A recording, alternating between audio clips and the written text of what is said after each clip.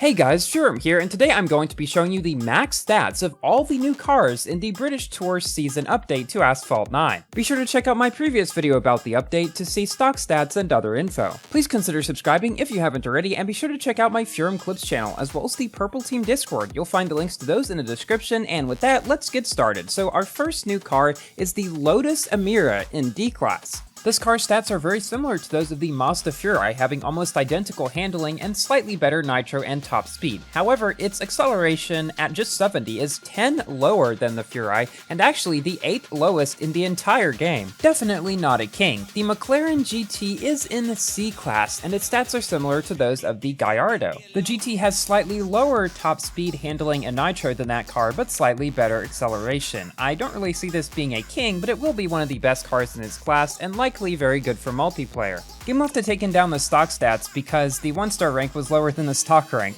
Our new B-Class car of the update is the Aston Martin 177, whose max stats look similar to those of the Lotus Emira, with slightly lower top speed, acceleration, and nitro, but slightly better handling. Again, this car will almost certainly not be a king, but it will be in the higher end of its class. That seems to be the trend of a lot of cars in this update. The McLaren Senna GTR in A-Class is practically a carbon copy of the regular Senna in S-Class, except for having 40 lower handling, which makes no sense at all. I would compare it most closely in A-Class to the Corvette CR1, which it has very similar stats to, but slightly higher top speed. Kind of middle in its class overall. Moving on to S-Class, we have the Jaguar XJ220S TWR. It is unlike any other car in its class. Its top speed is similar to that of the Neuron and the Icona, the acceleration is the worst in S-Class, but the nitro is the best in S-Class and the 8th best in the entire game. It probably will be fairly mid-tier in S-Class. Moving on to our final new car of the update, also an S-Class car, the Ultima RS. Its stats are practically identical to those of the Zenvo TS1, the top speed being exactly the same, but the handling is 17 points higher. It won't be beating Yescos or anything like that, but I imagine this car will be quite competitive in multiplayer overall. And that brings us to the end of the new cars in the update. Again, I will link the patch notes down below and check out my previous video to see the stock stats. Thank you all so much for watching. Please like the video if you have enjoyed, and consider subscribing for more Asphalt, Forza, Minecraft, and other games content. And I will see you in my next video. Goodbye!